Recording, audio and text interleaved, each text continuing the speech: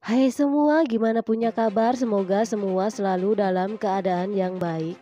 Kali ini aku mau mereview film yang berjudul Cross Zero 2, di mana film Cross Zero pertama udah kita bahas sebelumnya.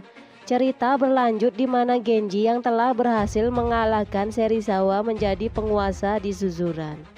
Tapi Genji merasa belum puas dan dia pun menantang seorang Rindaman, satu-satunya murid di Suzuran yang belum bisa dikalahkan oleh Genji. Oke, sebelum lanjut jangan lupa untuk selalu dukung channel ini dengan cara like, komen, dan subscribe, serta bunyikan lonceng notifikasinya. Kalau sudah, mari kita lanjut.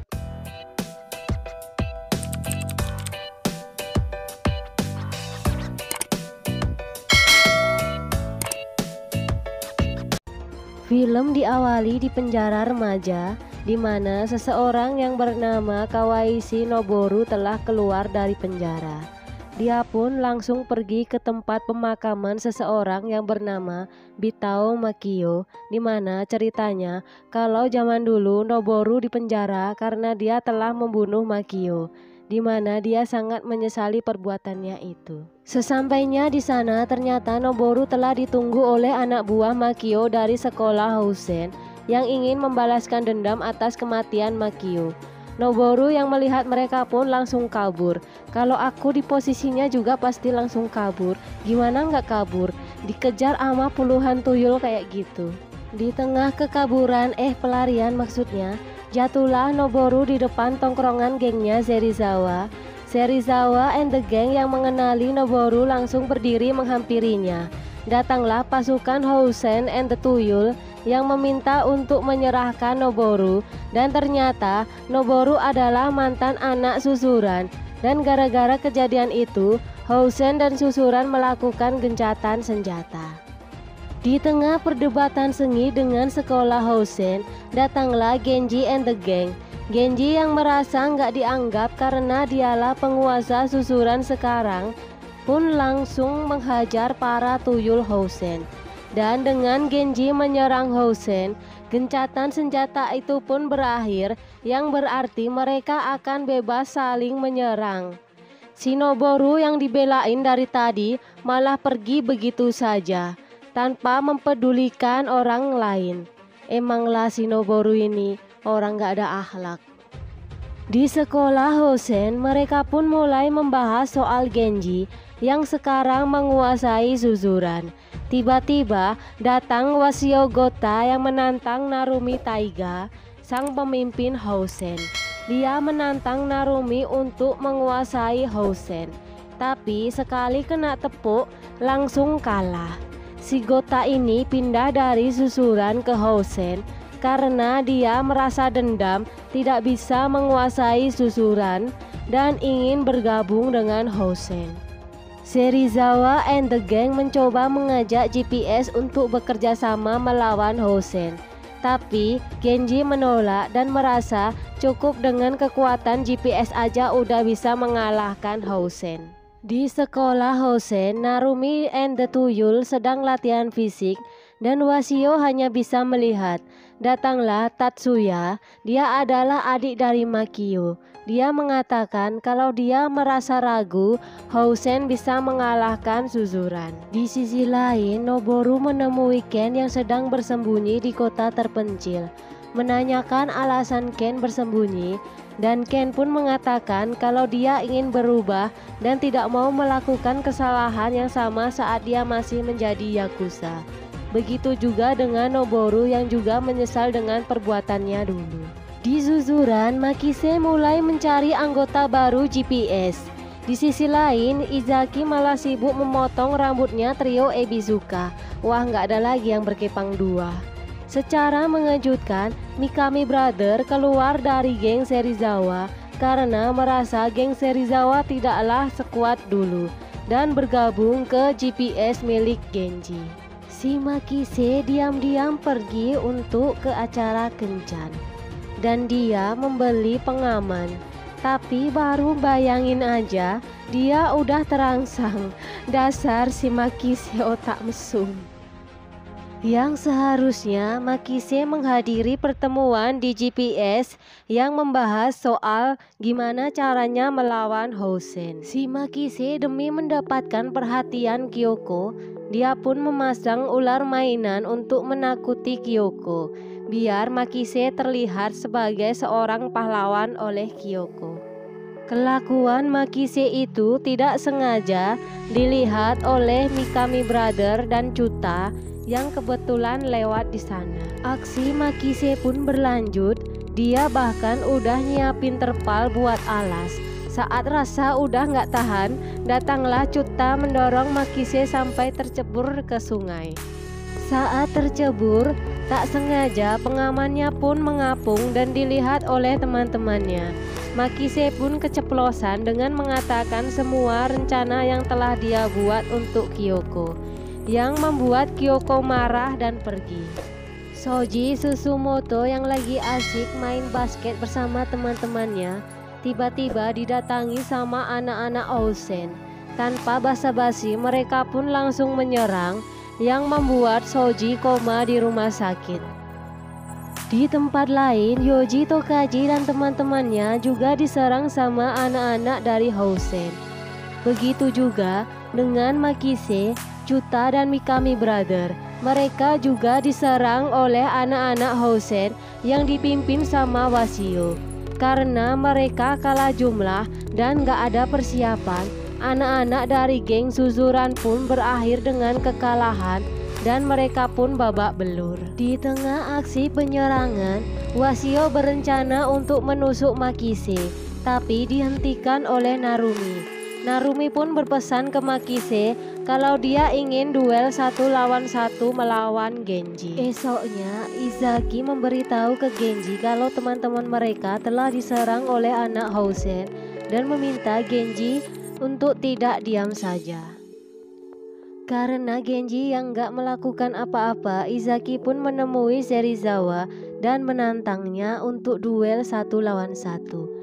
Yang awalnya Izaki bisa mengimbangi kekuatan Serizawa, tapi di akhir pertarungan Izaki dikalahkan oleh Serizawa.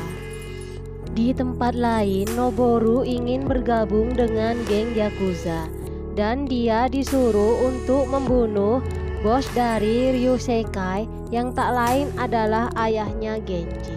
Genji diminta untuk menemui ayahnya dan dia mendapatkan wejangan dari ayahnya dengan cara memukul ayahnya terlebih dahulu untuk mengukur kekuatan Genji. Beda ya nasihat ala-ala Yakuza, pakai ninju bapaknya dulu. Coba kalau kita udah habislah kena omel emak sama bapak. Genji pun berjalan pergi meninggalkan ayahnya, dan saat mau bakar rokok, dia ditawari api sama Narumi.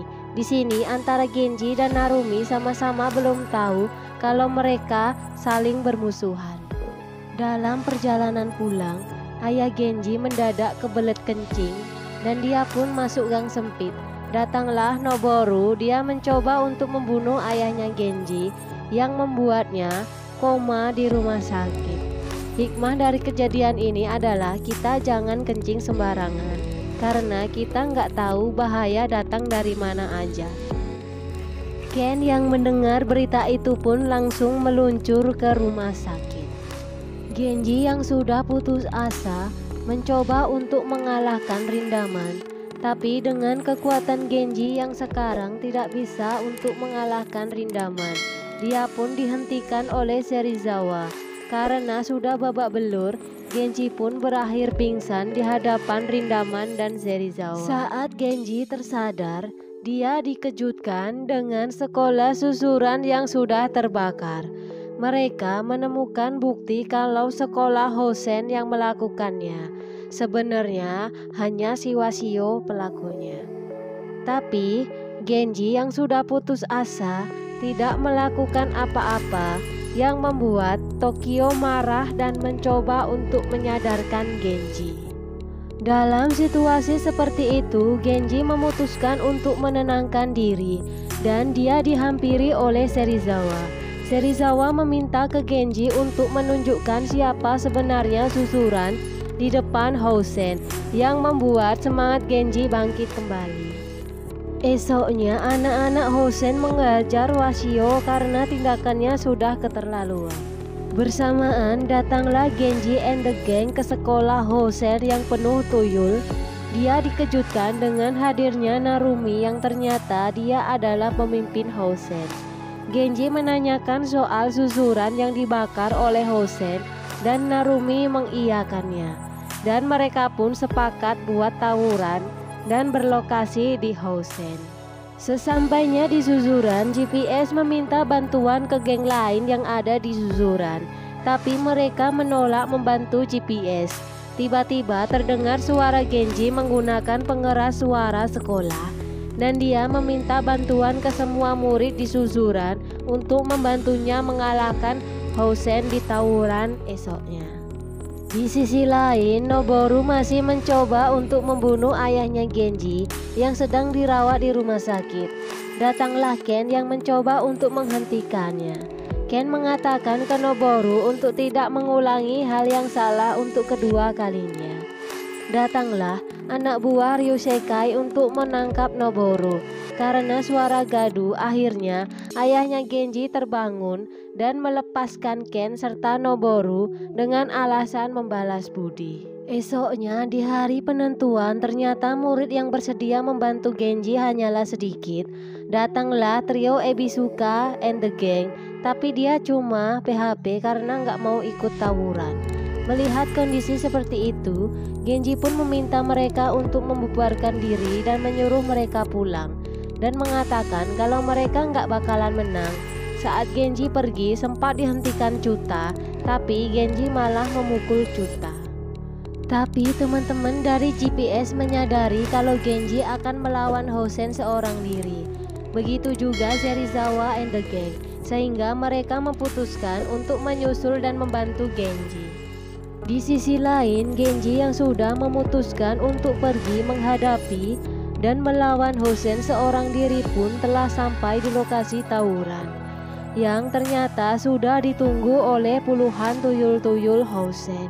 Merinding aku lihatnya, soalnya muridnya pada botak semua, macam kayak ikut uji nyali. Narumi pun bertanya kenapa Genji datang seorang diri, dan Genji pun menjawab kalau cukup dengan kekuatannya saja bisa mengalahkan Hosen. Di balik Genji ada dukun yang mendukungnya. Dan tawuran pun dimulai.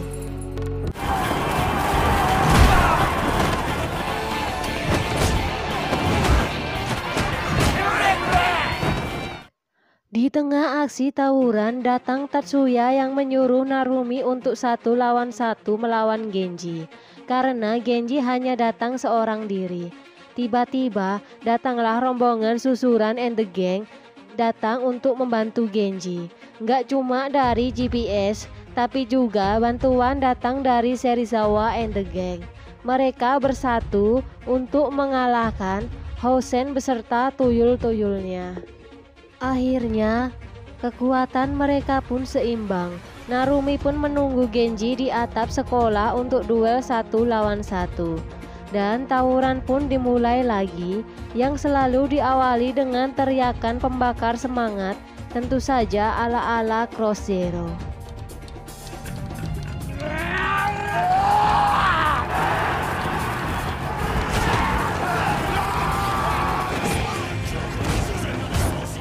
Sampai akhirnya mereka bisa masuk ke dalam Hosen. Chuta dan Mikami Brother mencoba untuk melawan dan mengalahkan para tuyul-tuyul Hosen dan meminta Genji dan Serizawa untuk masuk terlebih dahulu. Di sisi lain, Makise nggak sengaja masuk ke dalam ruang kelas yang ternyata di sana ada Narumi lagi makan siang. Oh, sempat nyawa dia makan. Makise pun mencoba mengalahkan Narumi, tapi tenaganya nggak seimbang dan Narumi terlalu kuat, membuat Makise pun kalah babak belur. Begitu juga dengan Tokaji dan Tokyo, mereka melawan Hosen yang dipimpin oleh si Pirang dan menyuruh Genji dan yang lainnya untuk naik ke lantai atas duluan. Tokyo yang baru pulih dari operasi mencoba untuk melindungi kepalanya dari pukulan dan benturan. Tapi karena niat dan tekadnya untuk mengalahkan Hosen, Akhirnya dia mengeluarkan super powernya yang membuat para tuyul Hosen pun KO dibuatnya. Saat mau melanjutkan melangkah, mereka dihadang oleh Hosen yang dipimpin sama si Gigi Emas. Dan Izaki pun mencoba untuk melawannya dan menyuruh Genji serta Serizawa untuk tetap melanjutkan pergi ke lantai atas untuk melawan Narumi. Genji dan Serizawa pun melanjutkan ke lantai atas, tapi pas melewati tangga mereka dihadang oleh Urushibara Ryo, dia yang telah membuat Susumoto koma di rumah sakit. Dan untuk membalasnya, Serizawa memutuskan untuk menghadapinya dan menyuruh Genji naik ke atap sekolah Hosen untuk melawan Narumi. Sesampainya di atap sekolah, kedatangan Genji telah ditunggu oleh Narumi.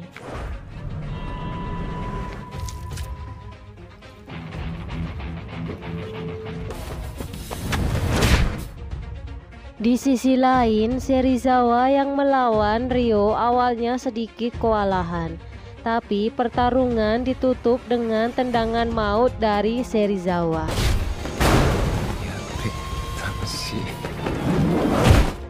Adegan kembali ke Genji yang sedang duel melawan Narumi.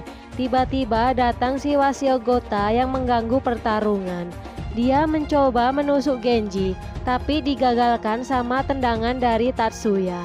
Narumi yang emosi karena merasa pertarungannya diganggu, juga ikut menghajar si Wasio. Mampuslah.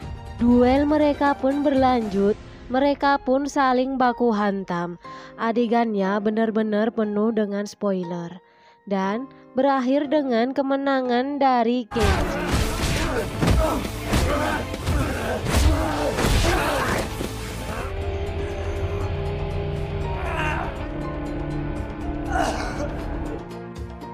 Serizawa pun hadir untuk menyambut kemenangan sang pemimpin Suzuran itu.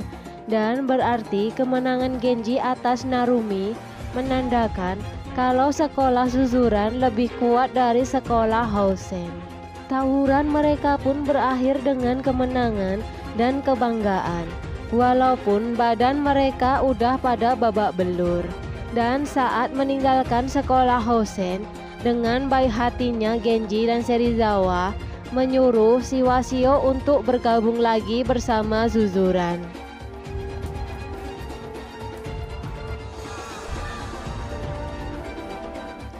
Sampai akhirnya mereka pun lulus sekolah dan akan berganti dengan era baru di Suzuran. Sampai film ini selesai, saya masih agak bingung dan bertanya-tanya kapan mereka belajarnya, kapan mereka ngerjain tugas sekolahnya. Tiba-tiba udah dapet ijazah aja. Terus ijazahnya itu cuma ditempel di dinding-dinding sekolah. Tapi ya udahlah ya, yang penting mereka lulus sekolah aja. Awak udah ikut senang. Film diakhiri di mana Genji mencoba untuk melawan Rindaman, tapi di sini Genji bisa membuat Rindaman berlutut dan film pun selesai. Itulah seluruh alur cerita film yang berjudul Cross Zero 2. Semoga kalian semua suka dan jangan lupa untuk selalu dukung channel ini dengan cara like, komen, dan subscribe serta bunyikan lonceng notifikasinya. Dan sampai jumpa di video selanjutnya. Terima kasih.